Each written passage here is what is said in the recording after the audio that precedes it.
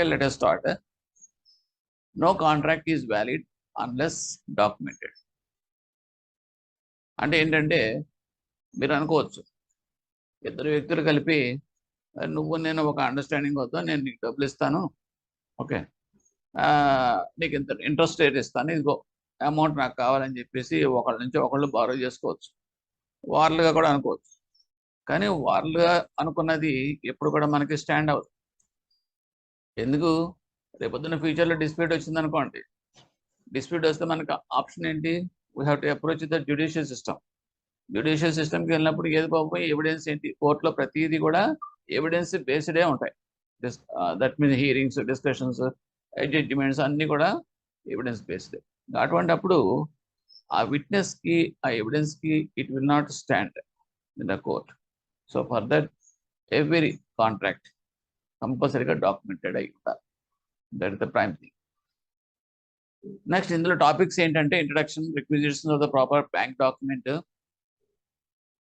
తర్వాత aspects and execution norms, that means documents of bank, preservation of documents.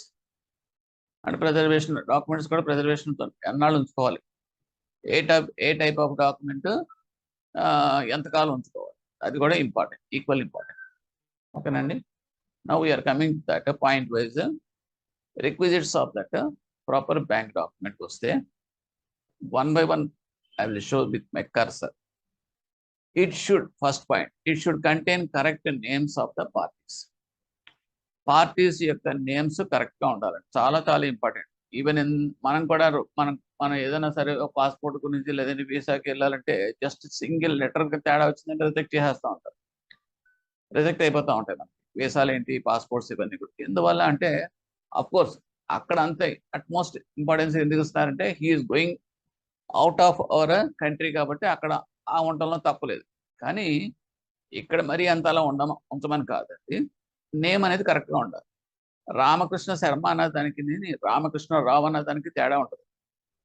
Okay, ఆ రామకృష్ణ ఒకడే కదా, శర్మ రావు చిన్నదే, చిన్న లాస్ట్లో ఎంట్రీ తప్పడింది అని అనుకున్నారనుకోండి, there may be another person in that name. So ఇక్కడ ఏమవుతుందంటే మన కేసెస్ అన్నీ కూడాను కోర్టులో ఫెయిల్ అయ్యే ఛాన్సెస్ ఎక్కువ ఉంటాయి. ఎందుకంటే మనం we are the trustees of the bank, trustees of the public. మన దగ్గర డిపాజిటర్స్ ఫండ్స్ పెడుతున్నారు అంటే వాళ్ళ ఫండ్స్తో బ్యాంక్ ఏం చేస్తుంది? బిజినెస్ చేస్తుంది. ఏ రకంగా బిజినెస్ చేస్తుంది? మనం లోన్స్ ఇస్తున్నాం.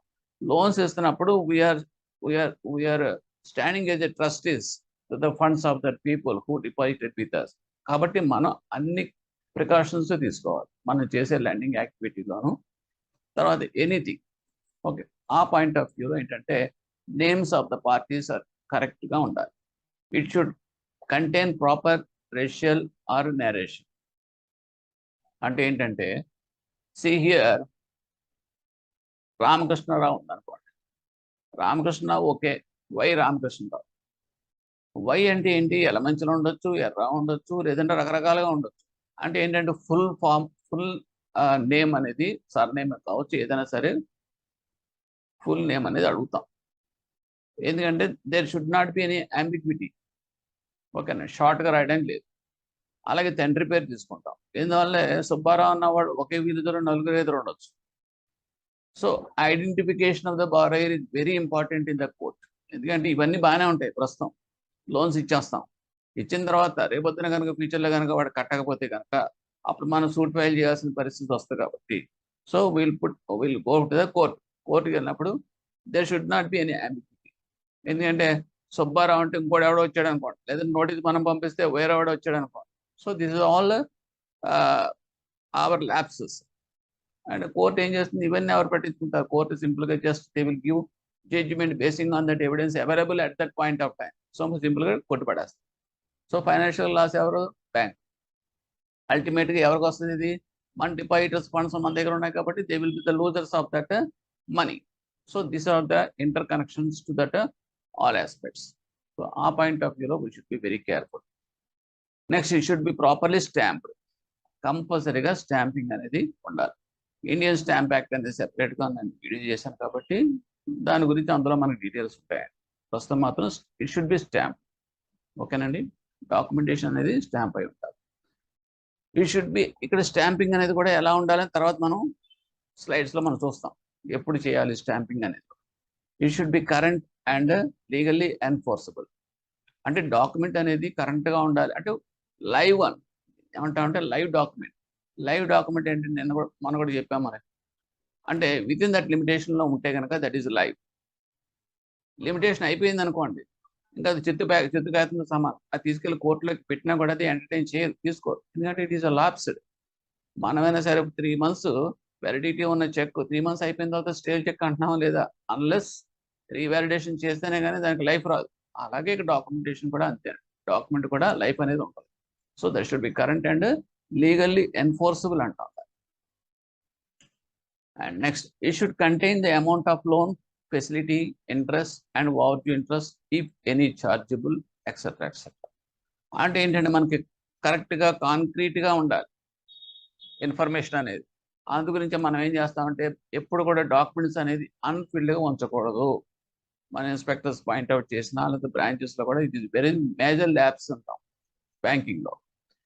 ఎందుకంటే ఇప్పుడు ఇవన్నీ ఇప్పుడు మీరు ఇన్ఫర్మేషన్ ఇవ్వలేదనుకోండి, లోన్ వాట్ పర్పస్కి మీరు ఏ పర్పస్కి ఇచ్చారు లోన్ అనేది తెలియదు, అమౌంట్ ఎంతో మీరు సరిగ్గా రాయలేదు, లేదంటే ఫిగర్స్లో వేసేసి వర్డ్స్లో రాయకుండా వదిలేశారు, అక్కడ 0 బదులు 9 ఉందో లేకపోతే 0 లేదో, అసలు ఎక్స్ట్రా 0 పడిందో లేకపోతే 0 తక్కువ పడిందో, ఇవన్నీ మనకి తెలియనప్పుడు ఏమవుతుందంటే ఇవన్నీ కోర్టుకి వెళ్ళినప్పుడు ఆ కోర్టు జడ్జి గారు చూసినప్పుడు కరెక్ట్ ఇన్ఫర్మేషన్ లేదనుకోండి, సో సేమ్ థింగ్, ఏంటయ్యా ఎందుకు ఇచ్చారో మీకు తెలియదు, అమౌంట్ ఎంతో మీరు కరెక్ట్గా చెప్పలేకపోతున్నారు, ఈ ఫిగర్స్, ఒకడు 0 తప్పు పడింది అంటాడు, ఒకడు ఎక్కువ పడింది అంటాడు, వాట్ ఈస్ దిస్ అని చెప్పేసి సింపుల్గా డిస్మిస్ అంతే.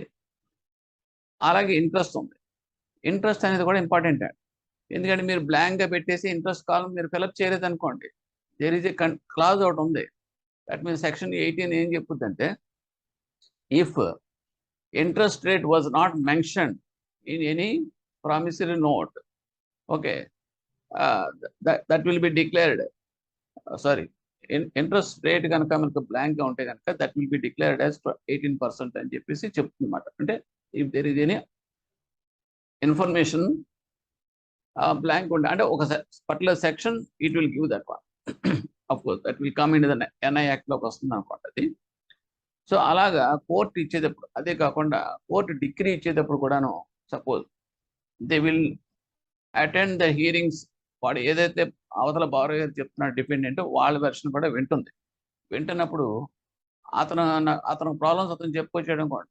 Suppose is the distressed farmer అనుకున్నాం, ఓకే, తనకు for the last 3 years he's getting that crop damage, he got the crop damage because of the climatic conditions, okay.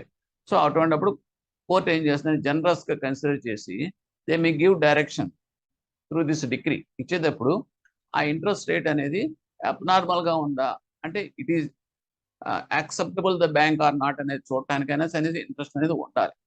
So ఆ రకంగా interest columns, తర్వాత ఏమైనా ఓవర్ డ్యూస్, ఏమైనా మీరే conditions ఏమైనా పెట్టారా, ఓవర్ డ్యూస్, తర్వాత అదర్ ఛార్జెస్, ఇవన్నీ కూడా ఏముంటాయి అవి ఇన్ఫర్మేషన్ ఫుల్గా మనం ఇవ్వాల్సి వస్తుంది.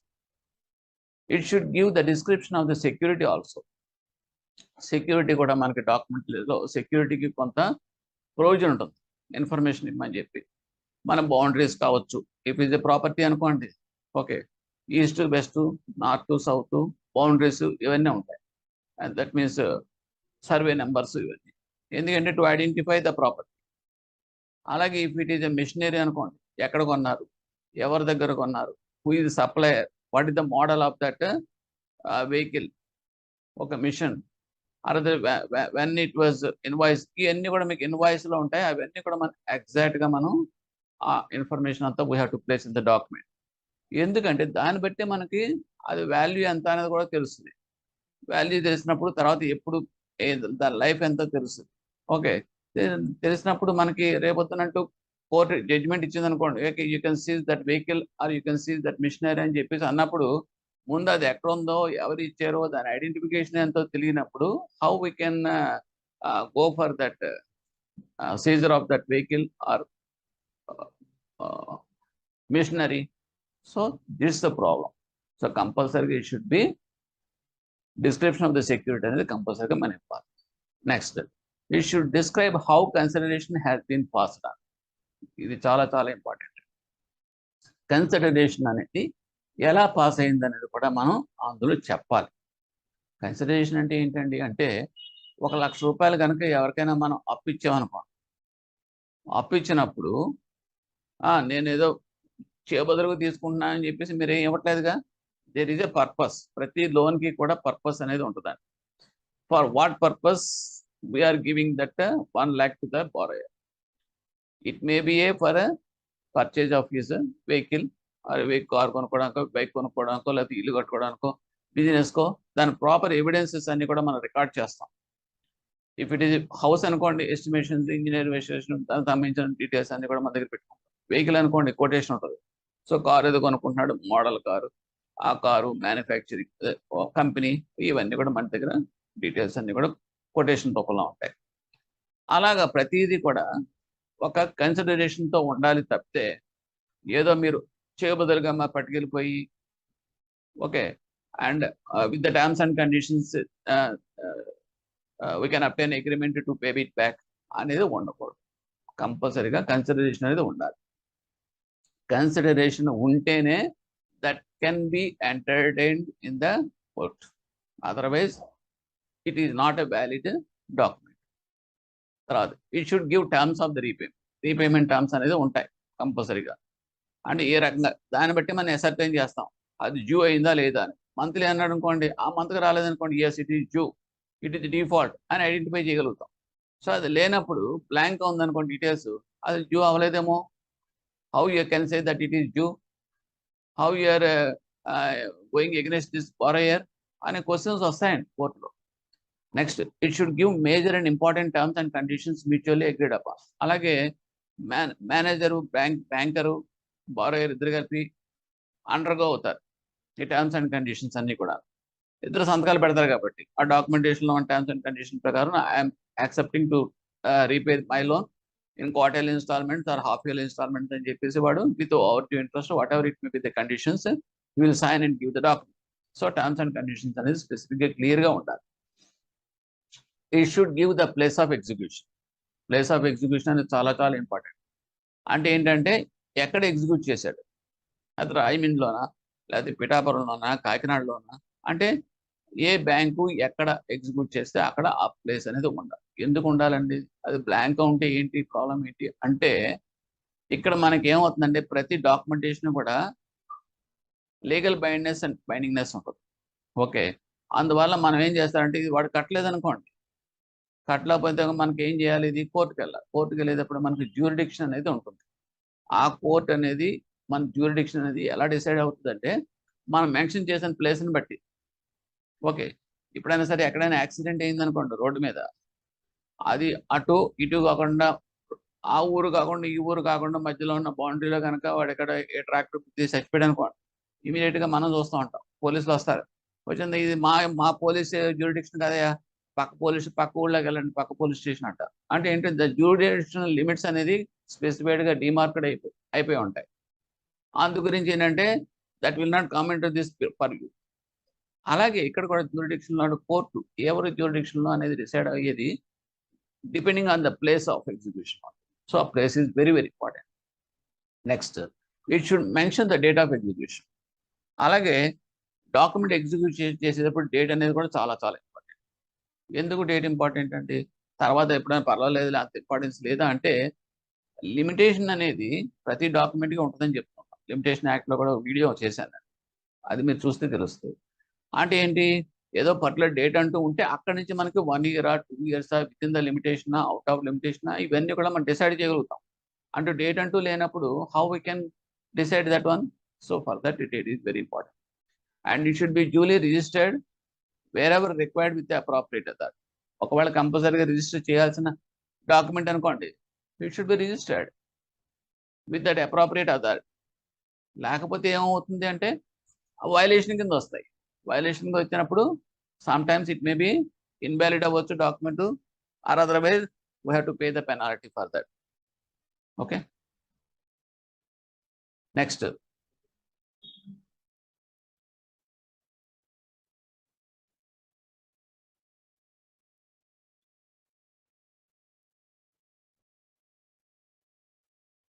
Standard forms and documents drafted by banks legal department. జనరల్గా ఏంటంటే డాక్యుమెంట్స్ అన్నీ కూడా ప్రీ డిజైన్డ్, అంటే లీగల్ డిపార్ట్మెంట్ సెపరేట్గా ఉంటారు కాబట్టి ప్రతి బ్యాంక్కి వాళ్ళు ముందే డ్రాఫ్ట్ చేసేసి, అంటే ఏంటంటే వాళ్ళు కూడా ఎక్స్పర్ట్స్ ఉంటారు, లీగల్ ఎక్స్పర్ట్స్ ఉంటారు.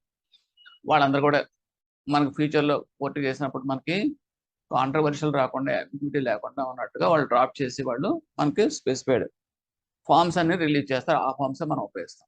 అంతే, మనకు నచ్చినట్టుగా మనం పేపర్ మీద టైప్ చేసేసుకుని చేసుకోవడానికి లేదు. Next, no deviations from or amendments to such forms should therefore be made without the prior approval. అది మామూలు, మనం ఏ డాక్యుమెంట్స్ మార్చామనండి, డీవియేషన్స్ ఏమైనా ఉన్నా కూడా అవన్నీ కూడా పైకి ఇన్ఫార్మ్ చేసి దాని ప్రకారం చేస్తాం తప్పితే abruptly we cannot modify or amend that forms. Sanctioning authorities should specify the documents to be obtained in the sanction ticket communicated to the branches. General ఏంటంటే బ్రాంచెస్ కి, అంటే ఇదంతా దేనికంటే నేను క్రెడిట్ మేనేజ్మెంట్ సిఐబిలో అడిషనల్ పాయింట్స్ కింద వస్తాయి. CIB వాళ్ళకి అంత ఉపయోగపడవచ్చు, but anyhow for a banker it is essential to know all these things. Okay, sanctioning authority ఏం చేస్తారంటే కమ్యూనికేట్ చేస్తారు. ఇదిగో హోమ్ లోన్సా, హోమ్ లోన్ అయితే సెట్ ఆఫ్ డాక్యుమెంట్స్ ఇవి మీరు తీసుకోవాలి అంటే చెక్ లిస్ట్ రూపంలో ఇచ్చేస్తారు. అది వెహికల్ లోన్ అంటే these are the specified documents, set of documents to be obtain from that borrower. అలాగా ప్రతి దానికి కూడా ఏది రెలవెంట్ దానికి వాళ్ళు కమ్యూనికేట్ చేసేస్తారు. So accordingly sanction tickets will be issued. And no advance should be disbursed before all the necessary documents duly completed, stamped and executed by the borrowers and guarantors concerned are obtained. Advance అనేది ఎప్పుడూ కూడా documents అన్ని ఫుల్గా complete చేసి stamping అంతా కంప్లీట్గా అయ్యి తర్వాత ఫిల్లింగ్ అయిపోయి స్టాంపింగ్ అయిపోయి ఎగ్జిక్యూషన్ అంటే ఏంటి, సంతకం పెట్టడాలి. ఎగ్జిక్యూషన్ నథింగ్ బట్ సంతకం పెట్టడం. అంటే ఎన్ని చదివి సంతకాలు పెడతారు చూడండి బారోయర్స్, అవి ఆ ఎగ్జిక్యూషన్ అంతా అయిన తర్వాత ఇంక్లూడింగ్ ద గ్యారెంటర్స్. మళ్ళీ గ్యారెంటర్స్ తర్వాత వస్తారండి, రేపో మాపో వస్తారని కుదరదు. అన్నీ అయిపోయిన తర్వాత then only we have to discuss that advance. లేదనుకోండి ఏమవుతుందంటే, see just like it is post mortem. ఎవడైనా మనిషి చనిపోయాడు అనుకోండి, చనిపోయినప్పుడు అప్పుడు మనకి పోస్ట్ మార్టం చేస్తే రిపోర్ట్ ఇస్తారు, సర్టిఫికెట్ ఇస్తారు. సో చనిపోయింది 5వ తారీఖున అనుకోండి, జనరల్గా పోస్ట్ మార్టం రిపోర్ట్ ఎప్పుడు వస్తుంది, 5వ తారీఖు కానీ 6వ తారీఖు కానీ వస్తుంది.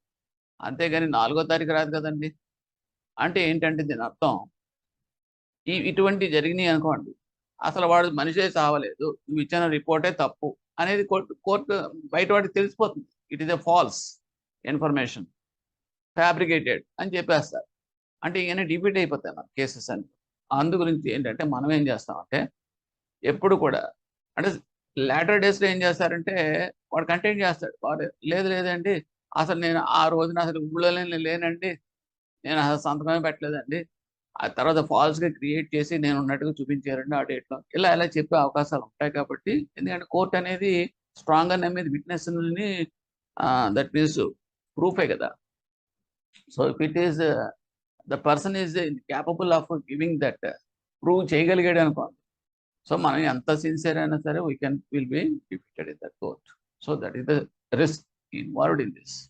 So now execution of documents of banks వస్తే వన్ బై వన్ చూద్దాం. all the blanks and schedules in the documents should be filled in before their execution. Before their execution అంటే మనం బారోయర్ సంతకం పెట్టే ముందే అన్ని కూడా ఫిలప్ అయిపోయి ఉంటాయి.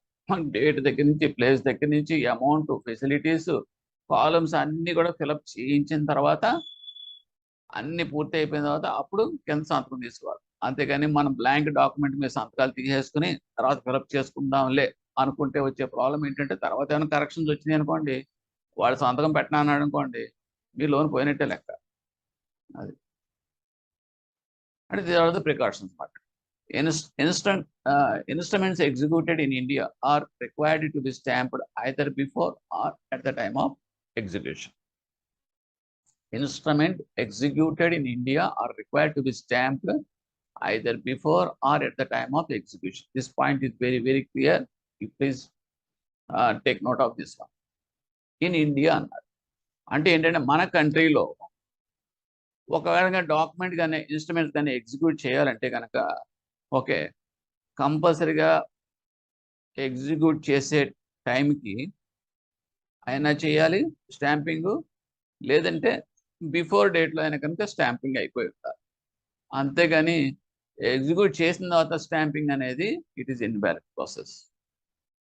It's invalid process. అది మనకి ఎందుకు ఇండియా అన్నాడు, ఒక్కొక్కసారి మనకి అబ్రాడ్లో ఉంటారు కొంతమంది, అప్పుడు దానికి మళ్ళీ సెపరేట్ సబ్జెక్ట్. అంటే బయట ఎక్కడో ఉంటాడు, ఏ యూకేలోనో, వాడు ఇక్కడ ఏం చేస్తాడంటే వాడు అక్కడ ఎగ్జిక్యూట్ చేస్తాడు. ఓకే, లేదా ఇంకొకటి ఇద్దరు ముగ్గురు ఉంటారు, ఒకడు ఇక్కడ ఉంటాడు ఒకడు అక్కడ ఉంటాడు. సో ఈ కేసెస్ అన్ని కూడా డిఫరెంట్ అనాలిసిస్లోకి వచ్చేవి. కాబట్టి ఇక్కడ మనకి ఈ పాయింట్ పర్టికులర్ పాయింట్ మాత్రం ఎందుకు చెయ్యాలి ఇండియాలో అంటే, ఇండియాలో ఎక్కడ ఉంటాడంటే మా అంటే వాడికి బయటికి వెళ్ళిపోయి ప్రాసెస్ ఏమన్నా ఒకడు కాశ్మీర్లో ఉన్నాడు అనుకోండి, నెక్స్ట్ డేకి రావచ్చు, లేదా 2 డేస్లో రావచ్చు. వాడికి ఏం ప్రాసెస్ వీసాలు తర్వాత పాస్పోర్ట్స్ ఆ జంజాటి ఏమి ఉండదు కదా. So easily available with in our country. So that's why this is must. Next, the borrower guarantor should be asked to read the contents of the documents in full and understand the same. ఇంకా one important point నేను కొంచెం ఎలాబరేట్గా చెప్పాల్సి వస్తుంది.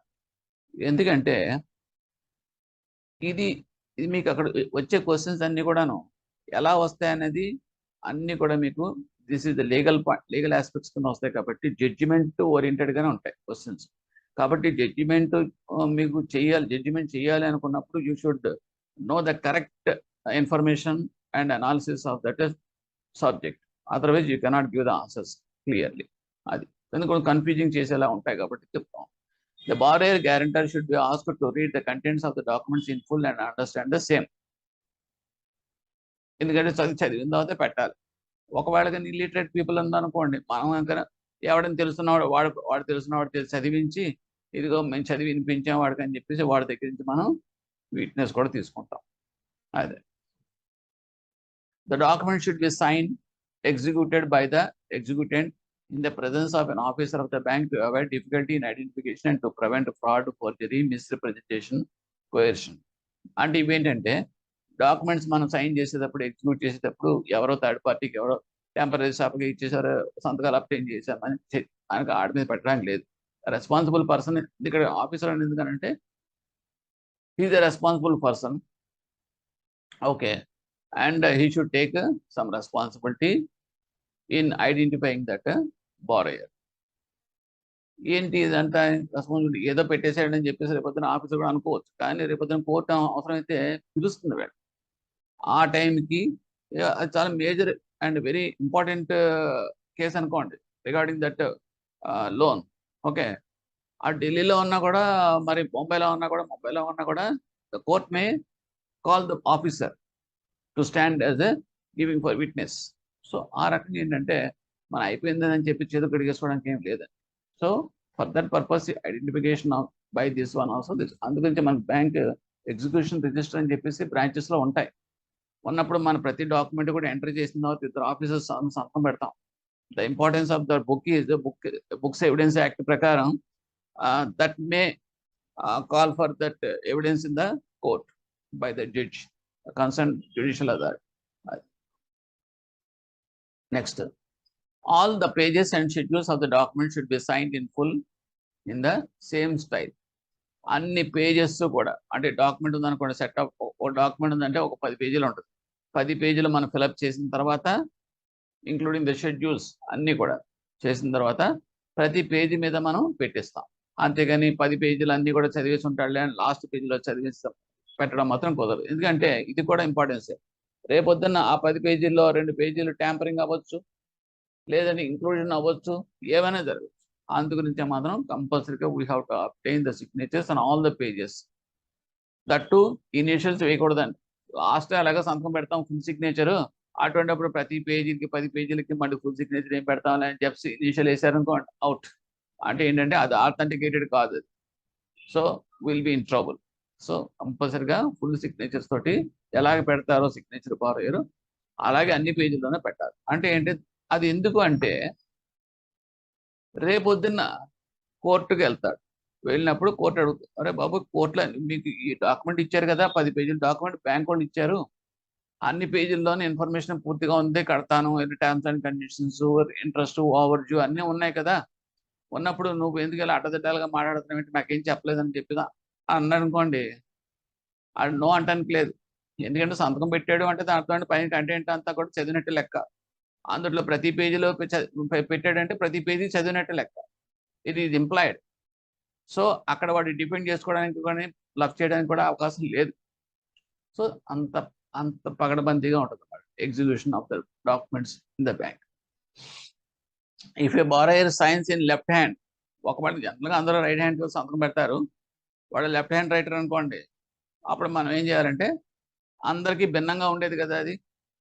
So అందు గురించి ఏం చేస్తామంటే దాన్ని సెపరేట్ నోట్ పెడతాం, పెట్టి ఎనెక్సర్ కింద పెడతాం, డాక్యుమెంట్తో పాటు పెట్టుకోవాలి, రికార్డ్ చేయాలి, దాన్ని చేసి ఈజ్ లెఫ్ట్ హ్యాండ్ అని చెప్పేసి అని రిమార్క్స్ కూడా మనం రాసుకుంటాం, డాక్యుమెంట్ ఎగ్జిక్యూషన్ లిస్ట్లో కూడా నోట్ చేసుకుంటాం. Okay. Any letter of guarantee, over draft, cash credit arrangement, agreement for pledging or hypothecation of mobiles, memorandum of deposit of title list with intent to create an equitable mortgage or other undertaking should not be attested. Otherwise, they will be considered as bonds and import. It's చాలా important point. జనరల్గా ఏంటంటే ఇందులో కొన్ని documents agreements ఇలా రకరకాలుగా ఉంటాయి, forms అని చెప్పేసి ఉంటాయి.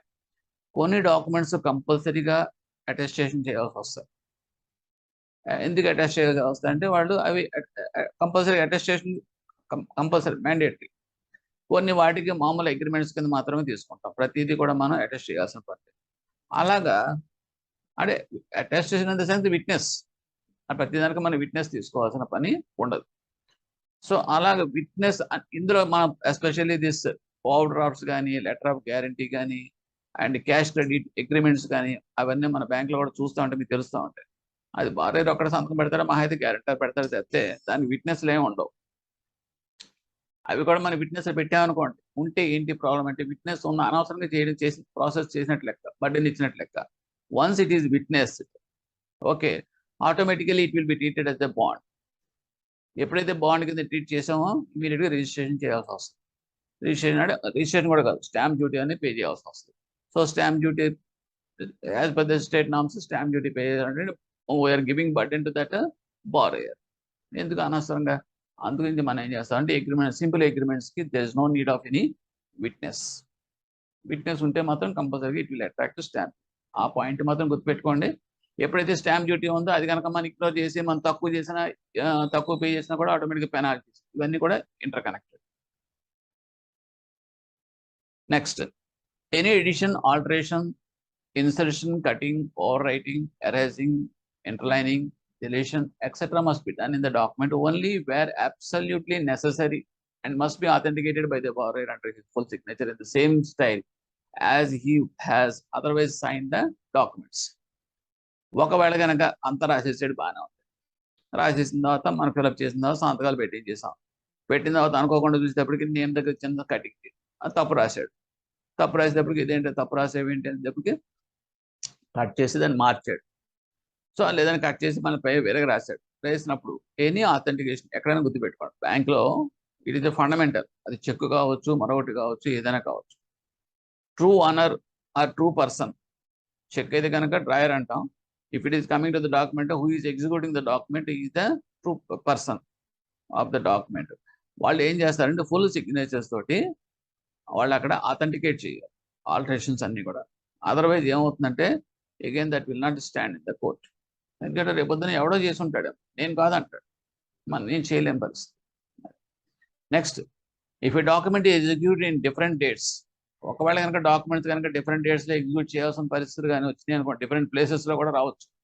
The space provided for noting the date and place in the document is not to be filled in. Instead of the executants should sign the document noting in their own hand date and place of execution. ఇలా ఈ రకంగా మనం executed at on అని చెప్పేసి మనం రాయించాల్సి వస్తుంది. ఇది ఎక్కడ జరుగుతుందండి అంటే జరుగుతుందండి.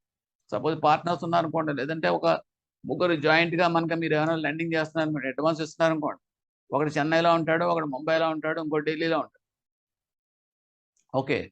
అండ్ మీకు జాయింట్గా కనుక ఎగ్జిక్యూట్ చేయాల్సిన పరిస్థితి వచ్చింది అనుకోండి, ఒక డాక్యుమెంట్ ఏం చేస్తారంటే వాళ్ళందరూ కూడా ఇక్కడికే రావాలి, నా బ్రాంచ్లోనే సంతకాలు పెట్టాలని మీరు ఏం ఇన్సిస్ట్ చేయక్కర్లా.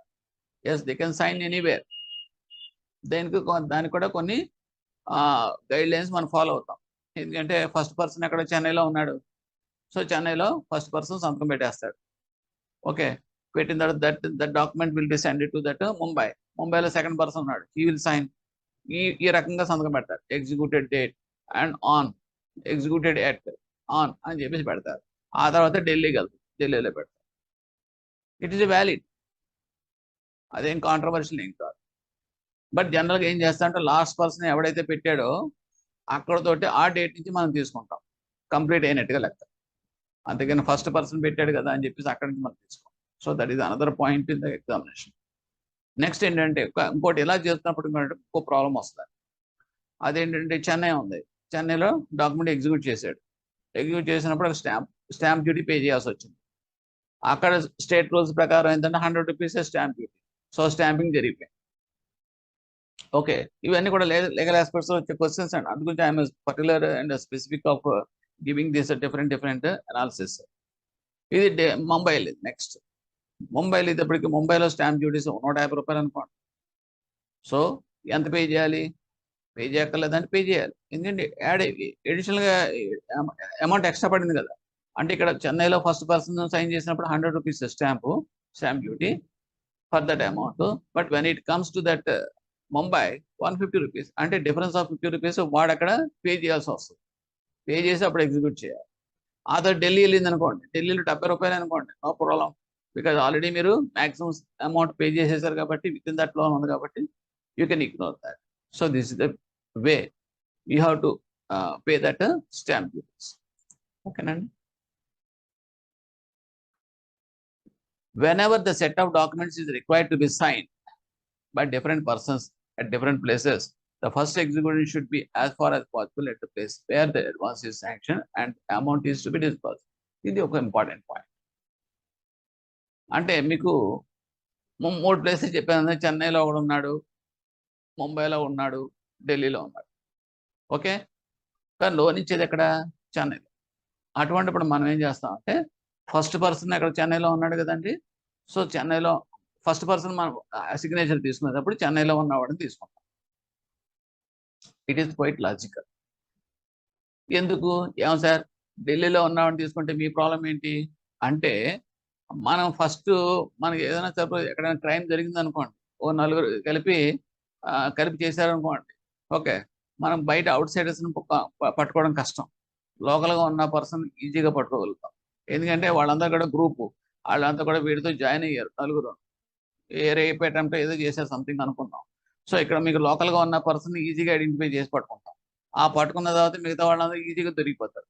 అంతేగాని నీకు ఫస్ట్ పర్సన్నే నీకు ఐడెంటిఫైడ్ అయితే ఢిల్లీ హిందీలో మాట్లాడేటని అనుకోండి, వాడు ఎక్కడ దొరుకుతాడు మీకు? అసలు వాడిని పట్టుకోవడమే కష్టం.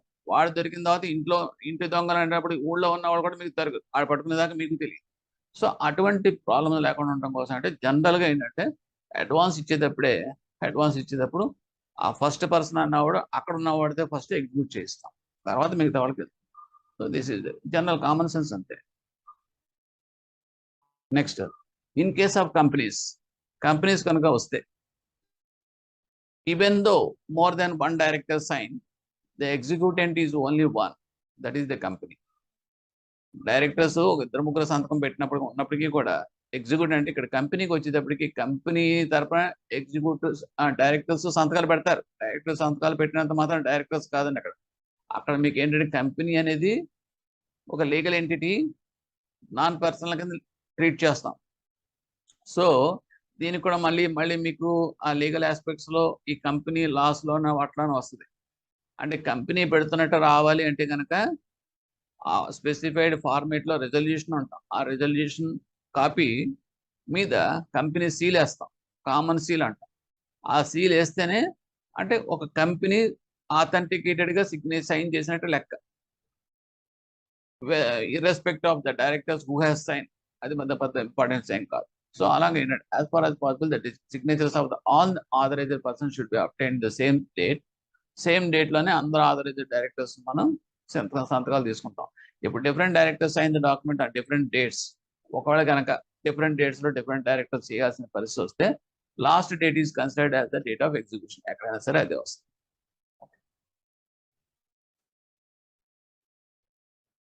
In case the signature is in a vernacular language or the document has been affixed with thumb impression of the borrower guarantor, it is necessary to obtain a separate letter of declaration in the vernacular language confirming that the contents of the document have been properly read over and explained to the executed vernacular language. ఇదంతా ఏంటంటే vernacular language in the sense, suppose ఇక్కడ మనకి AP ఉందనుకోండి, ఏపీలో ఏంటంటే ఎవడో హిందీ వాడు ఎవడో ఉన్నాడు, వాడికి ఏమంటే తెలుగు రాదు, వాడు హిందీలోనే చెప్పవచ్చు, మాట్లాడవచ్చు, లేదంటే కర్ణాటక వాడు వచ్చు.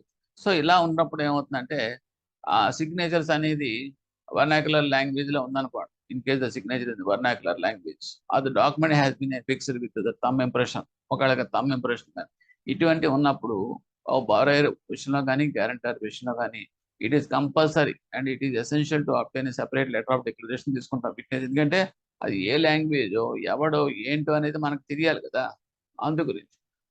Confirming that the content of the, అంటే ఏదో సంతకం పెట్టేశాడు, ఓకే. ఇప్పుడు తెలుగులో రామకృష్ణారావు అంటే కనుక తెలుగులో రాస్తాం కాబట్టి రామకృష్ణ ఆడి పేరు వీడు సరిపోయింది అనుకుంటాం. అలాగే ఏదైనా ఒక సెంటెన్స్ రాశారనుకోండి, ఆ సెంటెన్స్ అనేది ఆ లాంగ్వేజ్ తెలిసిన వాళ్ళకి మాత్రమే అర్థం అవుతుంది ఏంటి అనేది, అందులో కంటెంట్ అని. సో అది ఇంపార్టెంట్ అక్కడ. సో దాన్ని ఐడెంటిఫై చేయాలి కాబట్టి మనం విట్నెస్ అనేది మనం కంపల్సరీగా తీసుకుంటాం. Confirming the content of the document has properly read over and explain to document, లేదంటే వాళ్ళకి ఎక్స్ప్లెయిన్ చేసి మనం చెప్పి అదే impression particular that we have to take that witnesses ని తీసుకుంటాం. Next, documents executed by the borrower should preferably be hand written and completed in one sitting using the same pen and ink. Various types of writings in different hands and different inks would lead to unnecessary doubts regarding the documents, and at a later date the borrower may question the admissibility, enforceability of the documents on the ground.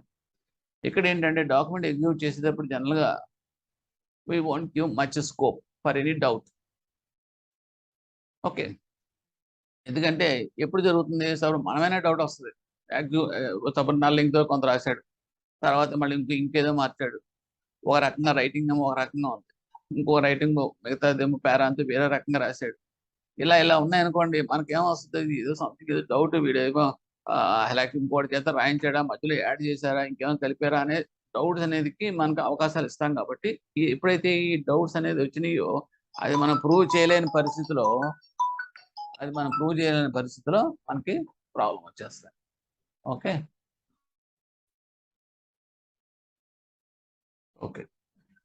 Any party executing the document should be competent to enter into a contract. ఇది another important point. ఒక document execute చేయాలంటే కనుక ఆ execute చేసే person కాంపిటెంటా కాదా అనేది కూడా చూడాలి. ఓకే, శుభ్రంగా తాగేసుకున్నాడు అనుకోండి, తాగేసుకున్న వాడి చేత మనం పేపర్ మీద సంతకాలు పెట్టించుకుని కానీ అగ్రిమెంట్ తీసుకున్నాం అంటే ఏమవుతుంది, ఓకే అతని సిగ్నేచరే కావచ్చు, కానీ రేపొద్దున కోర్టుకి వెళ్ళినప్పుడు సార్ ఆ రోజు నేను ఫుల్గా తాగి ఉన్నాను సార్ అని చెప్పేసి, పార్టీలో ఉన్నా అని చెప్పేసి ఓ నలుగురు విట్నెస్ రికార్డు లేదా వీడియోస్ క్లిప్పింగ్ అన్ని చూపించాడు అనుకోండి, కోర్టు ఏమవుతుంది, ఎస్ అన్సౌండ్ మైండ్, అంటే is not in conscious stage, ఆ టైంలో మీరు సంతకాలు తీసుకున్నారు కాబట్టి this contract is not valid అని చెప్పేసి కొట్టి పడేస్తే ఏమవుతుంది, మన డబ్బులు పోతాయి. అందుగురించి ఏంటంటే అటువంటి కేసెస్ ఎక్కడ వస్తారంటే జనరల్గా అన్సౌండ్ మైండ్, అంటే mentally retarded, this type of situations people దగ్గర తీసుకున్నప్పుడు దే ఆర్ నాట్ కాంపిటెంట్. అలాగే మైనర్ ఈజ్ ఆల్సో, మైనర్ అంటే 18 లోపల ఉన్న కుర్రాడు చేత మనం పెట్టించామనుకోండి, it is not a competent person to undergo any contract, ఎందుకంటే he doesn't know anything. So ఇవన్నీ కూడా మనకి పోతాయి. If any of the terms and conditions subsequently modify the contents of all signatures to original, including the guarantor, should be obtained for the same. ఒకవేళ కనుక ఏమైనా modification చేయాల్సి వస్తే కనుక ఓకే, అవన్నీ కూడా విత్ ఫిల్ సిగ్నేచర్స్ తోటి మనం మళ్ళీ మోడిఫికేషన్స్ సబ్సిక్వెంట్గా యాక్సెప్ట్ చేయొచ్చు, ఇంక్లూడింగ్ ద గ్యారంటర్స్. ఎందుకు గ్యారంటర్స్ వదిలేంటే, గ్యారంటర్ రేపు వద్దునే అంటాడు, ఇది కూడా లాజికల్గా వస్తాయి. నా ప్రమేయం లేకుండా నేనున్నప్పుడు ఒక సంతకం తీసుకుని ఎగ్జిక్యూట్ చేసిన డాక్యుమెంట్ తర్వాత వెళ్ళిపోయిన తర్వాత మీరు మళ్ళీ వాడి చేత మోడిఫికేషన్ ఎలా తీసుకున్నారు, నాకెందుకు చెప్పలేదు, కాబట్టి నాకేం సంబంధం లేదు, ఆ వంతు నాకు ఏమి సంబంధం లేదు అంటాడు, అంతే, కోర్టు ఫినిష్ అయిపోయాయి. ఎందుకంటే దట్ ఈస్ ఆల్సో ఫాల్స్. ఎందుకంటే వాడు బైండింగ్నెస్ ఎప్పుడు దాకా ఉంటుంది, తన ప్రజెన్స్లో తను ప్యారలల్గా తనతో పాటు బారోయర్తో పాటు తను కూడా ఉండి ఎగ్జిక్యూట్ చేసినప్పుడు తను టేక్ పార్ట్ తీసుకుంటే కనుక ఉంటుంది. అతని ప్రమేయం లేకుండా తర్వాత మాడిఫికేషన్ జరిగితే తనకేం ఉండదు కదా. ఇక్కడ మీకు కొన్ని క్వశ్చన్స్ కూడా వస్తాయి. ఇప్పుడు ఎలా కంటెస్ట్ వచ్చింది, ఆ పర్టికులర్ సిచ్యువేషన్ వచ్చింది కాబట్టి మీకు I have to give other example also. Suppose ఇప్పుడు ఓడిఓసీసీ ఉంటాయి. ఓడిఓసీసీలో ఏం చేస్తామంటే సపోజ్ 5 lakhs ఇచ్చారు అనమాట. సెట్ ఆఫ్ డాక్యుమెంట్ ఆల్రెడీ మీరు తీసుకుంటారు, గ్యారంటర్ కూడా దాని మీద ఉంటాడు. ఉన్న తర్వాత మీరు సబ్సిక్వెంట్గా ఒక్కోసారి రెన్యూవల్ చేసేటప్పుడు ఓకే ఇంట్రెస్ట్ మాడిఫికేషన్స్ రావచ్చు, లేదంటే కనుక సమ్ టర్మ్స్ అండ్ కండిషన్స్ కొన్ని మాడిఫై చేయొచ్చు. నెక్స్ట్ ఇది కాకుండా లిమిట్ ఎన్హాన్స్మెంట్ చేయొచ్చు. ఇలా చేసినప్పుడు ఏమవుతుందంటే అది మీరు కనుక గ్యారంటర్ కనుక ఇన్ఫార్మ్ చేయకుండా పర్వాలేదులే, జస్ట్ ఎగ్జిస్టింగ్ డాక్యుమెంటే కదా, విత్ ఎనెక్సరీ బేసిస్ మీద లిమిట్ ఇచ్చేసాం కదా, అప్పుడు ఫ్రెష్ డాక్యుమెంట్ ఏం కాదు కదా అని చెప్పి మీరు అనుకున్నారనుకోండి, రేపొద్దున వాడు ఏమంటాడంటే ఒరిజినల్గా 5 lakhs అప్పుడున్న టర్మ్స్ అండ్ కండిషన్స్ మాత్రం నేను బైండ్ అవుతాను, దాని తర్వాత ఇంట్రెస్ట్ రేట్ పెరిగిందో లేకపోతే మీరు ఎన్హాన్స్ చేశారో అయింది నాకెందుకు. సో ఆ డిఫరెన్స్ ఆఫ్ దట్ పోర్షన్ మాత్రమే హీ విల్ బి డిశ్చార్జ్, అంతేగాని ఒరిజినల్ అమౌంట్కి మాత్రం డిశ్చార్జ్ అవ్వడం గ్యారెంటర్. సో ఇక్కడ point you have to remember. Next, if the original document is registered with the Register of Assurances, any alteration or variation amendment to the terms of conditions of the advance should be affected by supplementary document which should be also be registered. ఇది ఒక point. మీరు గబగబా ఏదో ఒక document execute చేసేసారు, చేసిన తర్వాత అది రిజిస్టర్ చేయాల్సిన డాక్యుమెంట్ మీరు ఏం చేస్తారంటే రిజిస్టర్ ఆఫ్ అష్యూరెన్సెస్ తోటి అంటే మన సబ్ రిజిస్టర్ ఆఫీస్ తోటి మీరు రిజిస్టర్ చేసేసారు. చేసేసిన తర్వాత అరే చిన్న పొరపాటు జరిగింది, మాడిఫై చేయాల్సి వచ్చిందని చెప్పేసి మీరు బారోయర్ని గ్యారెంటర్ని పిలిచారు. పిలిచిన తర్వాత మళ్ళీ వాడి చేత వాళ్ళ యాక్సెప్టెన్స్తోనే మీరు మళ్ళీ మార్చి చేశారనుకోండి, చేసినప్పటికీ కూడా సప్లిమెంటరీ డాక్యుమెంట్ అవుతుంది. ఆ సప్లిమెంటరీ డాక్యుమెంట్ కూడా మీరు యూ హ్యావ్ టు రిజిస్టర్. అంతేగాని సప్లిమెంటరీ డాక్యుమెంట్ తీసుకుని ఒరిజినల్ రిజిస్టర్డ్ డాక్యుమెంట్కి మీరు జస్ట్ రెండు కలిపేసుకుని మీ డాక్యుమెంట్లో పెట్టేసుకోవడం లేదు. ఓకే, అలా చేయకపోతే ఏమవుతుందంటే లీగల్గా మళ్ళీ మీకు అది మీరు ఏదైతే మాడిఫికేషన్ చేశారో అది ఎన్ఫోర్సబుల్ కాదండి. Next, against the written acknowledgement of the borrowers, true copies of the documents could be handed over to them, retaining the originals with the bank.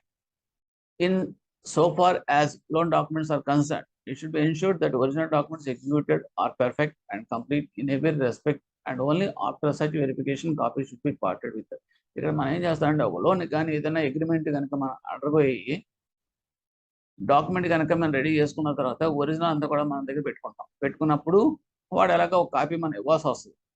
Okay, ఇచ్చినప్పుడు మనం ఇచ్చే కాపీ అనేది మన ఒరిజినల్ కరెక్ట్గా ఉన్న తర్వాత అప్పుడు మనం అతనికి బేసింగ్ ఆన్ దట్ మనం ఆ కాపీ ఇవ్వాలి.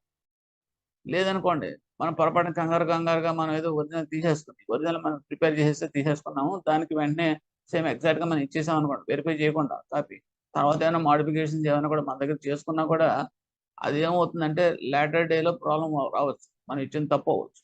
అందుగురించి మనం అంటే జనరల్గా ఎక్కడ వస్తుందంటే మీకు ట్రూ కాపీ అనేది మీకు అఫ్కోర్స్ జిరాక్స్ బేసిస్ మీద వస్తుంది కాబట్టి పెద్ద ప్రాబ్లం లేదనుకోండి.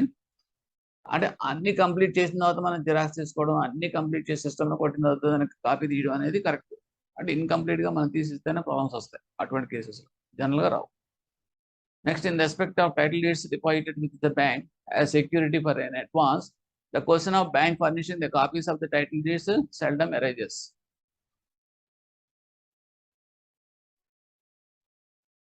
Since certified copies of that such title deeds can be obtained from the register office. However, in special cases where the bank is to furnish such true copies, it should be ensured that suitable statements are made as the bank holding the original documents under EM as security for subsisting advances. అంటే మన title deeds ఉంటాయి.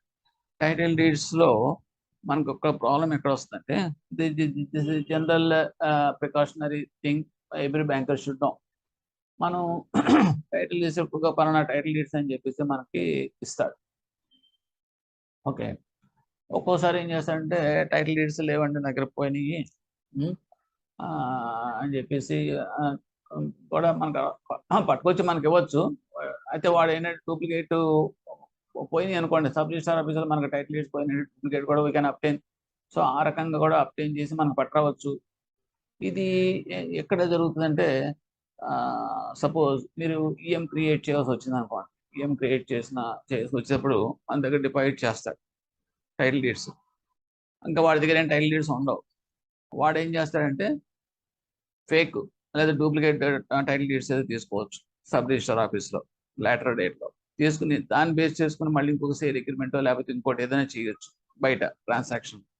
So ఇలాగా చేస్తున్నప్పుడు అది మనకు బ్యాంకే face చేయాల్సిన పరిస్థితి వస్తే కనుక we will be also in trouble.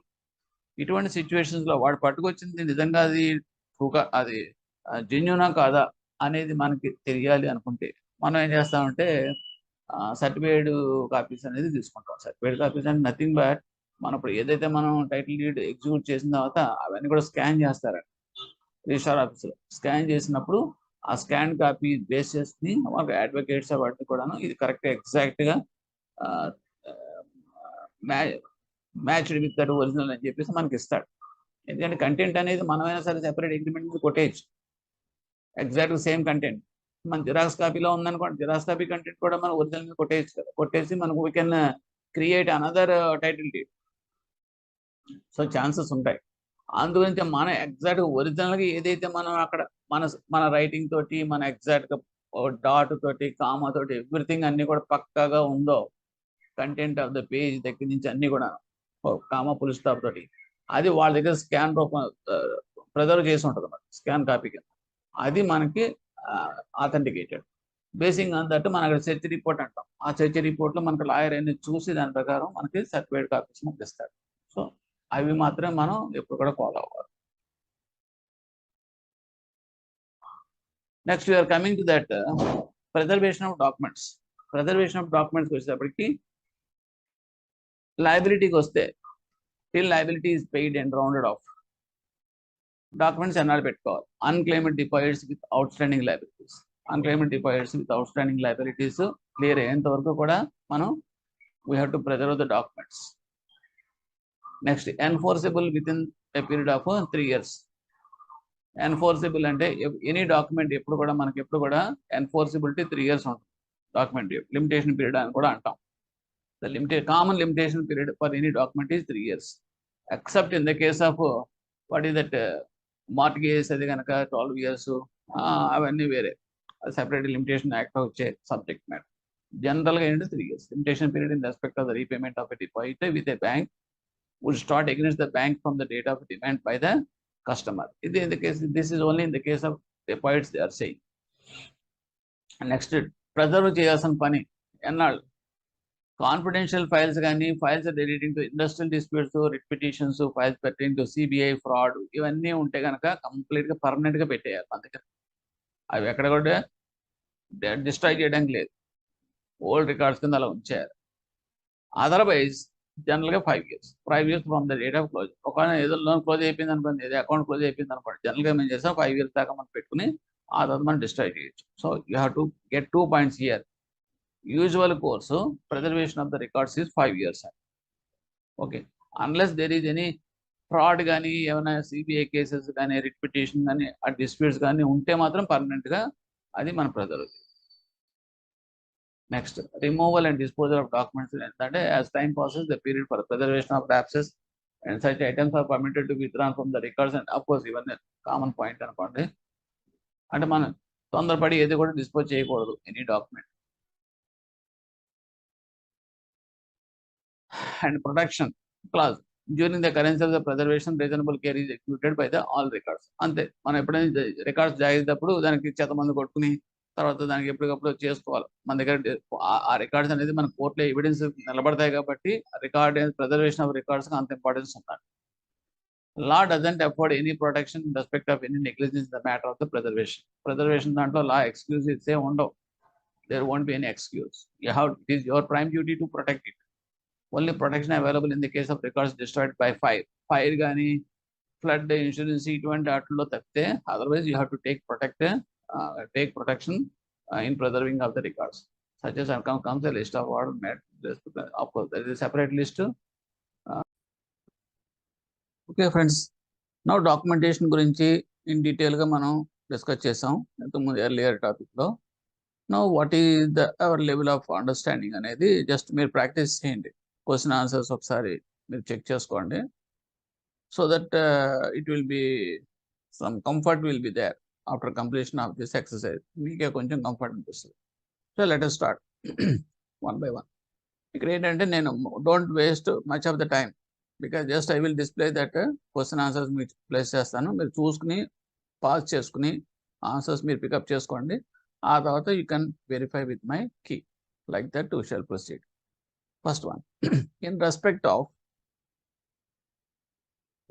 of documents signed jointly and severally, the bank can seek recourse in the court against. Options are given, all, anyone, and మొత్తం 5 options are there. Which is the correct answer? You choose. In respect of documents signed jointly and severally, the bank can seek recourse in the court against. ఎవరి మీద proceed అవ్వాలి? See, that the answer is D. All or any of that above. All or any of that above. In the joint and several అనేటప్పటికీ we can proceed against anyone or all. Next, if the document has to be executed in different states and it attracts stamp duty as per the state stamp act. So options are given, 5 options. You pick up that correct answer.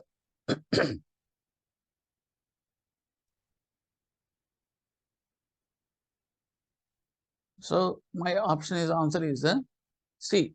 That means if duty is more in the second state, before obtaining the signature of that executant, so stamps would be purchased for the difference and affixed to that document. This is the procedure. Short unte ganaka em problem. Okay. ఆ particular state కనుక ఎక్కువ ఉందనుకోండి, ఇంతకుముందు state కన్నా, so difference amount we have to pay. So that is the procedure. Next question, the documents not governed by Indian stamp act 1899 ఏంటవి? Or what are the documents not governed by that Indian stamps act? So options they have given 5. Choose your answer.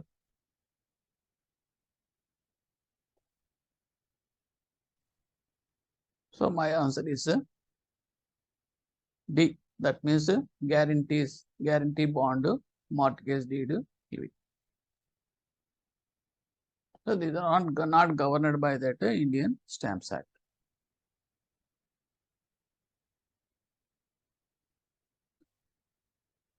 Next, for which among the following instruments the amount of stamp duty can be same in different states? For which among the following instruments the amount of stamp duty can be same in different states? So there are 5 options are there. Pick up your answer. Answer is E. That means A to C. Promissory note, bill of exchange, money receipt and guarantee deed. మొత్తం అన్నీ కూడా ఇందులోకి వస్తాయి. అంటే different states అయినప్పటికీ కూడా stamp duty will be same, maybe same. Next, a person called mister Y has received a sum of 8,000 from another person, Mr. X. What is the value of stamp duty which will be affixed on the money receipt so as to make money receipt legally valid? ఎంత amount మనం stamp receipt కింద affix చేయాలి? That means for a sum of 8,000, it is called as a money receipt. So your answer is 1 rupee. Your answer is 1 rupee. Mostly ఏంటంటే documentation అయినప్పటికీ stamp సంబంధించింది కూడా అందులోకి వస్తాయండి. ఓకే, కాబట్టి రెండు కూడా కలిపే ఉన్నాయి questions. Next, Orissa bank limited gets certain loan documents executed from authorized signatures of one of their borrowers, and while getting them signed, the adhesive stamps are neither cross-signed by that executants nor they are cancelled. what kind of discrepancy is there in the loan documents? అంటే ఏంటంటే అన్క్రాస్డ్, cross చేయలేదు మాట, sign చేయబడలేదు. Adhesive stamps అన్ని కూడా stamping అవ్వాల, అంటే affix చేశారు కానీ నాట్ సైన్ అంటారు. What is impact of it? So you read out that answers options. So I'm going fast. If at all you want, you just pause it and arrive your answer. Then you verify with my key. That is the procedure you have to follow. Okay, my answer is here. It is D. That means since the stamps have not been cancelled, the documents would be treated as a unstamped. Cancel చేయకపోతే కనుక అది unstamped కింద లెక్క. మనం already ఇవన్నీ చెప్పేసుకున్నాం కాబట్టి it should be easier to you. Next, in whose presence the common seal of the company should be affixed on the documents? Company మాట, company అయినప్పటికీ కామన్ సీల్, ఎవరి ప్రెజెన్స్లో కామన్ సీల్ వేయాలి. So here options are 5. My answer is C. Authorized official as per that resolution of a board of directors. Very important. Next question. The banker must ensure that the documents are always legally enforceable. For this purpose, the documents should be. What is the answer out of these 4 options? The banker must ensure the documents are always legally enforceable. For this purpose, the documents should be. Because you are seeing in the branches. So answer is all of the above. Answer is all of the above. Next question. The borrower, if asks for copies of that loan documents, copies ganaka adite ganaka borrower, then what is your answer out of these 4 options?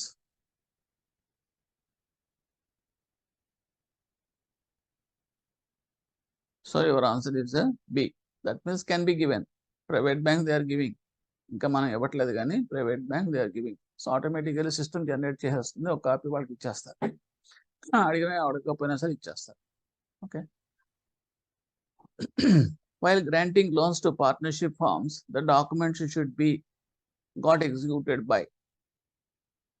ఎవరు execute చేయాలి? Answers options are 5. So pick up your answer. I am giving that key, that is B. All the partners in both the capacities, individually as well as the partners and the joint and several liability. అంటే మన ఎస్హెచ్జిలో కూడా అలాగే చేస్తాం, joint and several liability. Individual కెపాసిటీలోను సంతకాలు పెడతారు, joint కెపాసిటీలో కూడా సంతకాలు పెడతారు. దీన్ని మనం జాయింట్ అండ్ సెవరల్ కెపాసిటీ అంటాం. Okay. Next. By following which of the following methods the limitation period of a document about to become time barred could be extended? ఇంకా అది టైం బార్ అయిపోతున్నది, ఎక్స్టెండ్ చేయాలంటే వాట్ ఈస్ ద ప్రొసీజర్ అని అడుగుతున్నాడు. So there are given options of 5. You select the correct answer.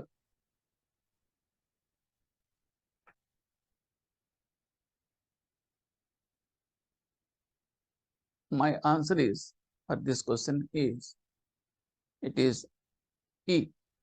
A to C above, not D. Okay.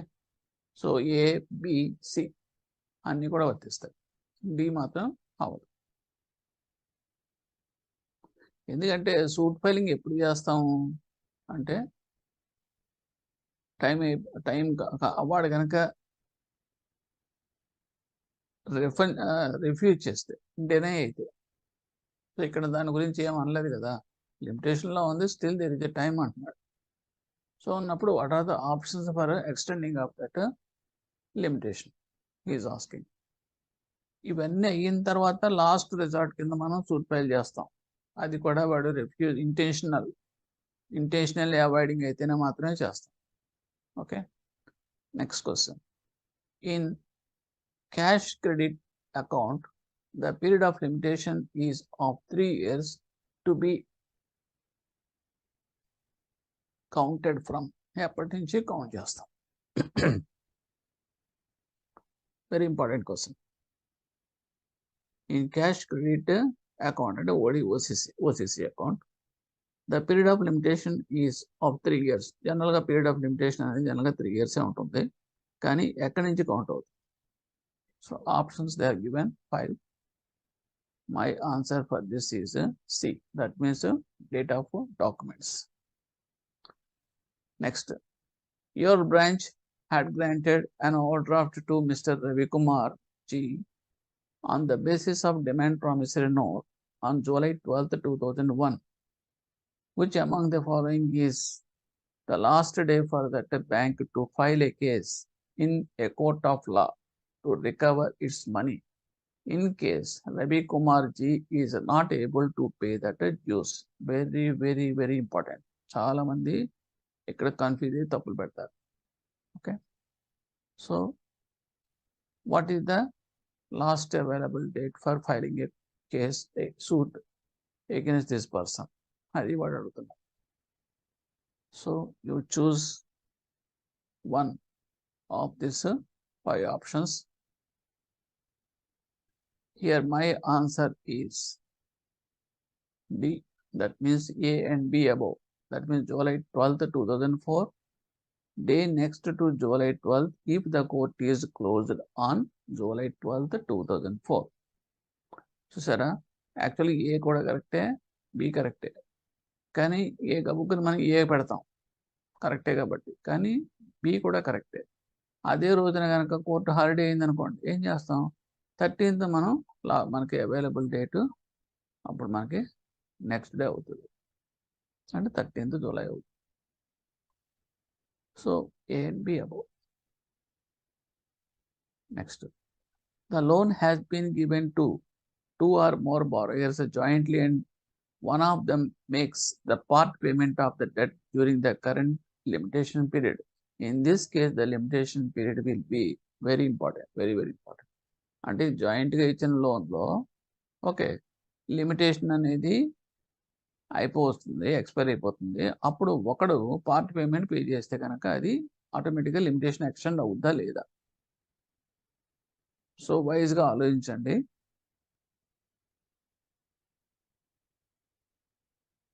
So my answer for this is it is extended against joint borrowers. Extended against joint borrowers. ఒక్కడు part payment చేసినా కూడా ఆటోమేటిక్గా extend అవుతుంది. ఇద్దరు చేయాలని లేదు, అలాగే extend కాడదని కూడా ఎక్కడ లేదు. Okay, next, which among the following documents when executed by a bank or any of its customers in favor of the bank or otherwise had different stamp duty excluding the state of course ఇది ఇంకా లేదు. ఇప్పుడు excluding the state of జేఎన్కి ఇప్పుడు article 370 ఎత్తిపడేశారు కాబట్టి ఇప్పుడు అన్నీ ఒకటే. Okay, so here ignore that and give that answer.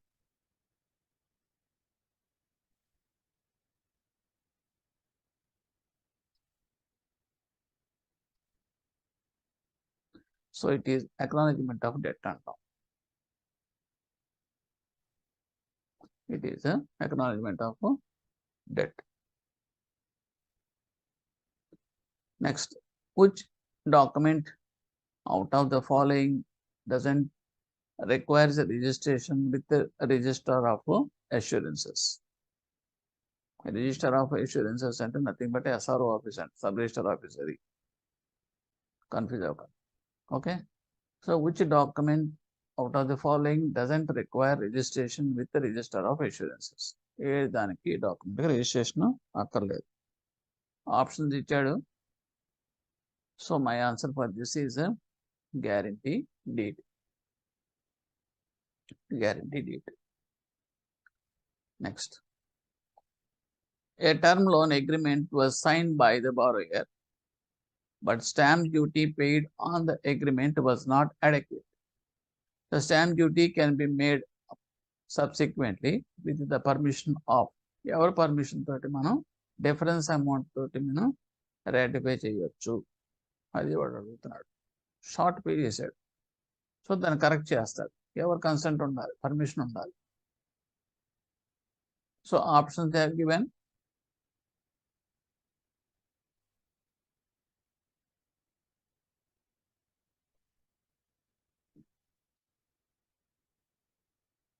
So here the answer is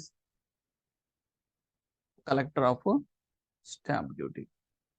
collector of stamp duty అంటే కలెక్టర్ అండి. ఇక్కడ స్టాంప్ డ్యూటీ కలెక్ట్ చేసేది ఎవరు? Sub register. ఓకే. సో ఆ స్టాంప్ డ్యూటీ ఎవరైతే కలెక్ట్ చేస్తారో స్టాంప్ డ్యూటీ, అతని permission తోటి మనం డిఫరెన్స్ అమౌంట్ పే చేసి రేట్ పే చేసుకోవచ్చు. Next, the resolution to rise a loan from bank in a company should be passed. So options, there are 5 options are there. So give your answer. So here my answer is the meeting of board of directors. ఎక్కడైనా సరే board of directors లోనే resolutions pass అవుతాం normal కోర్సులో. Next, against an order or decree of lower court, an appeal before high court can be filed within. It is important question. Against an order or decree of the lower court, an appeal before high court can be filed within what period we have to file. So options are given, 4 options. So pick up your answer, otherwise verify my answer. So it is 30 days. Within 30 days you can appeal. Next, a loan has to be recovered on the basis of a usance bill or a promissory note. In such case, the period of limitation is 3 years from. A loan has to be recovered on the basis of a usance bill or a promissory note. In such case, the period of limitation is 3 years from. Appatinchi. Options they have given 5 options. So for this, my answer is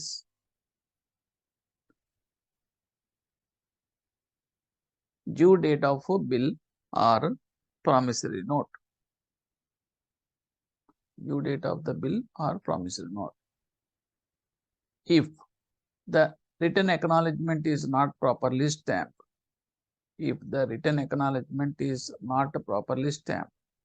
so what are the options out of these 5?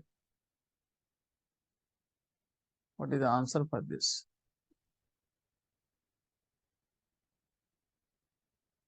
So my answer is for this is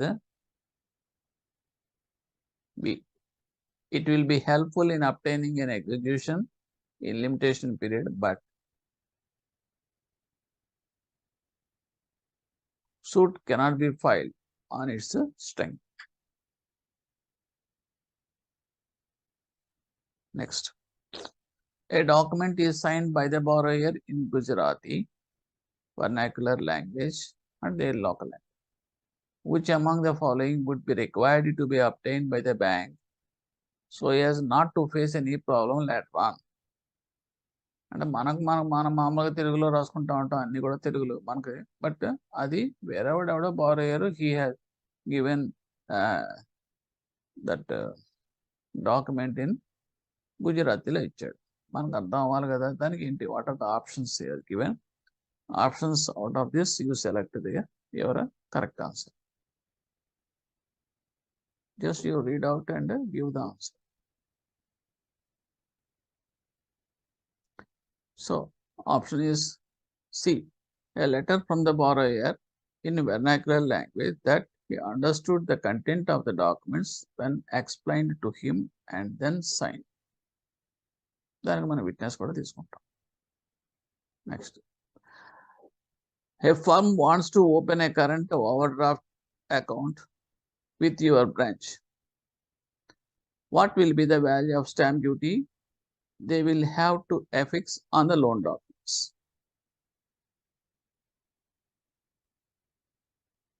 Options 5. So give your answer.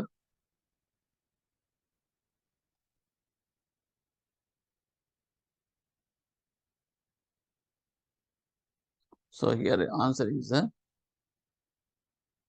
as an agreement. It is an agreement. A firm wants to open a current overdraft account with your branch. What will be the value of stamp duty? అంటే stamp duty దేని ప్రకారం మనం pay చేస్తాం. Deed కింద తీసుకుంటామా, agreement కింద తీసుకుంటాం, money receipt కింద, promissory నోటా, అది. So it is nothing but an agreement. So whatever the applicable amount stamp duty we have to pay accordingly.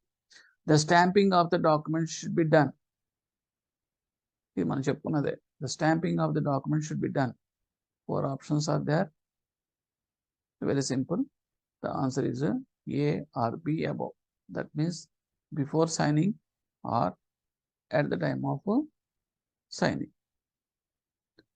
Next, the stamps used for documents are, 4 options are here. The stamps used for documentation are, it is a non-judicial. Documentation ఉపయోగించన్నీ కూడా non-judicial. There were 4 stamps affixed on a document. 2 were cancelled by signatures across them and 2 by cancelling them by putting a cross. What is the position status? జరుగుతూ ఉంటాయి. This is all practically will happen in the branches. So options they are given 4. You select your answer. So my answer is C. Cancel the A. That means cancellation is proper. Cancellation is proper. That means ఏదో రకంగా మనం అక్కడ ఏంటంటే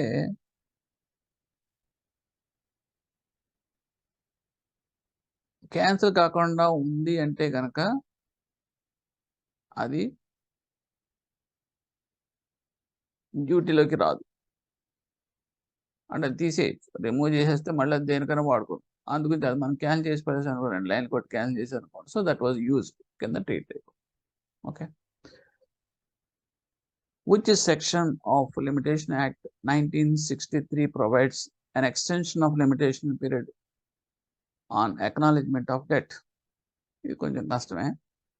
limitation act 63లో ఏ section మనకి extension of limitation గురించి by this acknowledgement of debt ద్వారా జరుగుతుందని చెప్పాడు. So it is difficult of course. The answer is here, it is 18. What is the time period of limitation in case of a savings bank deposit?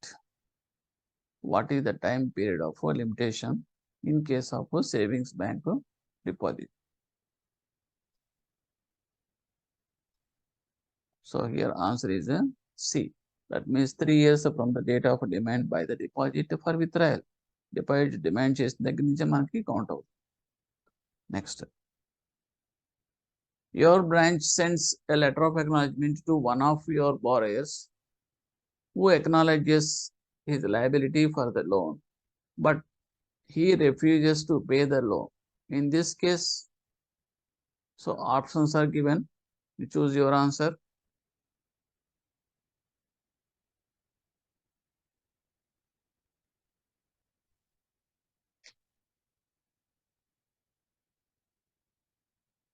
So here answer is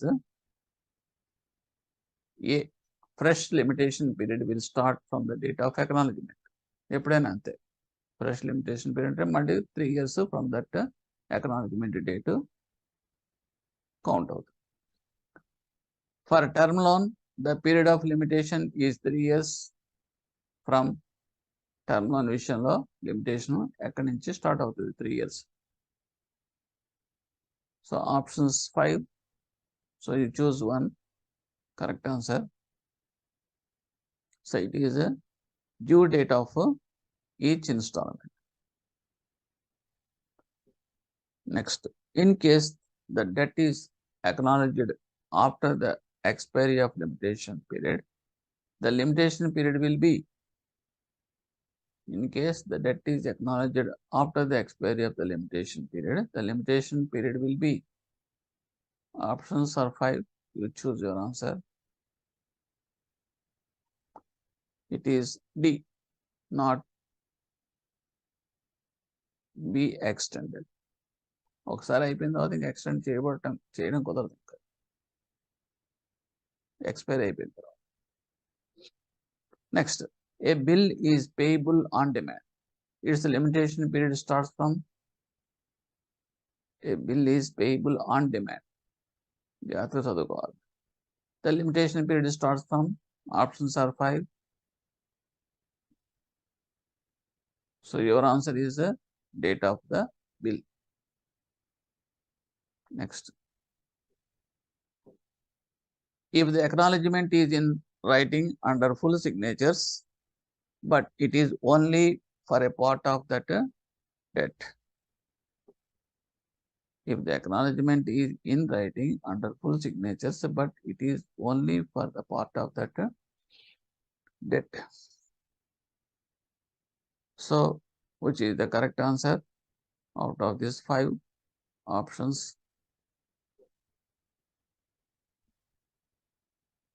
So the answer is here B. Limitation will be extended for whole of the debt. The limitation will be extended for whole of that debt. Next, if the part payment of debt is made through a check and the check is dishonored, the period of limitation would. If the part payment of the debt is made through a check and the check is dishonored, the period of limitation would.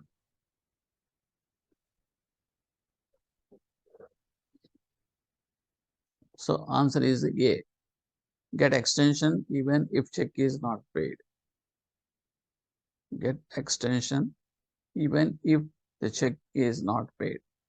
అంటే part payment కింద నేను amount ఇస్తున్నట్టుగా వాడు check రూపంలో చూపించాడు అంటే వాడికి liability ఉన్నట్టుగా వాడు యాక్సెప్ట్ చేసినట్టు లెక్క. సో దట్ ఈస్ ద మనకి పాయింట్ హియర్. సో ఆటోమేటిక్ తర్వాత అది డిజానర్ అయితే ఏంటి, ఆనర్ అయితే మాట్లాడి. So automatically get extension even if check is not paid. It is important. An acknowledgement of debt means,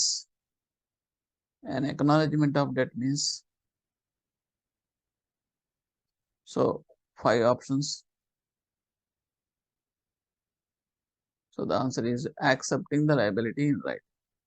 Accepting the liability in writing. Next, the bank branches maintain a documents execution register in which the particulars of the documents which are extended between the bank and the borrowers are entered. What is the purpose of such register? Register యొక్క purpose ఏంటి? Usually you are coming across in that branches documents execution register అందరూ చూసే ఉంటారు. So 5 options are given. What is the correct answer?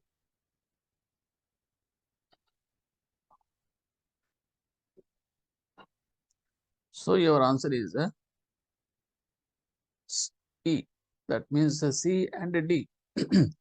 C means to maintain the record of documents which have been executed, and D and to create a prima facie evidence of execution of the document. ఇవన్నీ రేపొద్దున కోర్టులో మనకి అడిగితే కనుక మనం present చేయడానికి ఉపయోగపడతాయి. So ఆ రకంగా C and D both are correct. And who will sign documents on behalf of the company while raising a loan? Who will sign documents on behalf of the company while raising a loan? So 5 options are here. You choose your correct answer.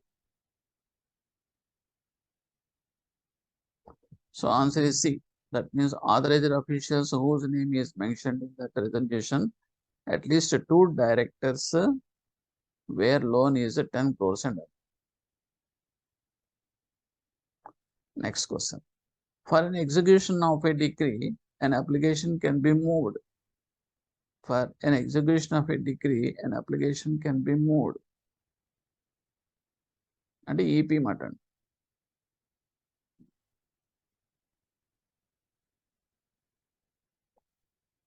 So that is the answer is within 12 years from date of decree. They are all important. Next time. In case documents have been executed outside India, The documents must be presented for registration before the register of assurances after the receipt of in India within. అంటే documents out side execute చేశారు, India out side.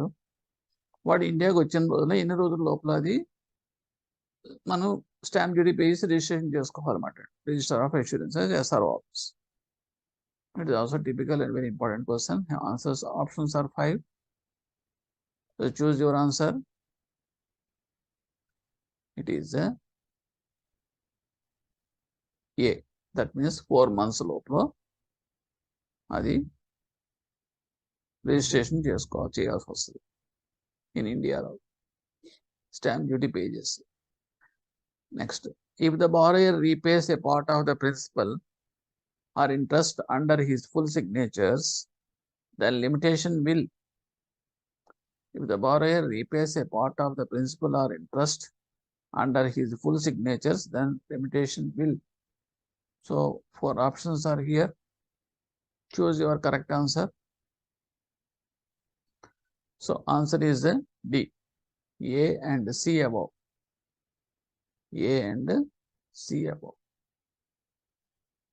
Next, a bank decides to allow a term loan of 10 lakhs to a partnership firm with a minor admitted to the benefit of the partnership.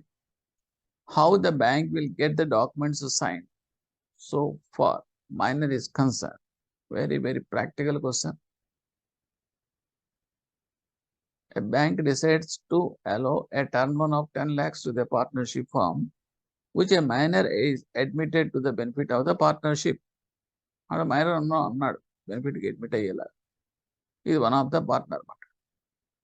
So how the bank will get the documents sign so far minor is concern. So 5 options are here. You choose your correct answer.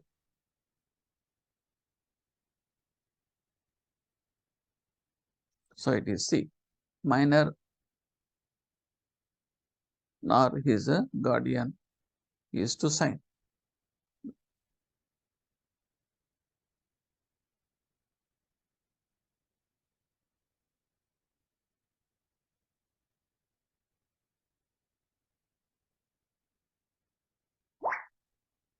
Minor nor his guardian is to sign.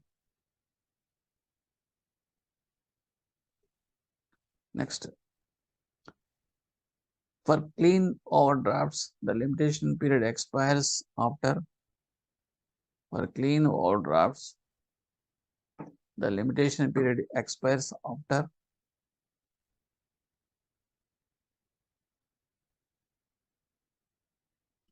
So your answer is B, 3 years from the date of document. Next, a user's bill of exchange dated August 12th, 2001 is payable 1 month after date without days of grace, and it is accepted on August 16th, 2001. What is the last day when the suit can be filed in the court of law as per provisions of Limitations Act? A user's bill of exchange dated August 12th, 2001 is payable 1 month after date without days of grace, and it is accepted on August 16th, 2001. What is the last day when the suit can be filed in the court of law as per the provisions of the Limitation Act? So options are 5. You choose your answer. So here answer is B. That means August 12th, 2000, September 12th, 2004. September 12th, 2004. One is 1 month after అన్నాడు, 1 month after, and no grace, days of grace అన్నాడు. So మీకు ఇంకా suit file చేయాలంటే last available date August 12th, 2004 only. అదే కనుక grace ఉందనుకోండి, అప్పుడు 3 days కలుపుకోవాల్సి వస్తుంది. What is the limitation period for demand loan? Demand లోన్కి లిమిటేషన్ పీరియడ్ ఎంత?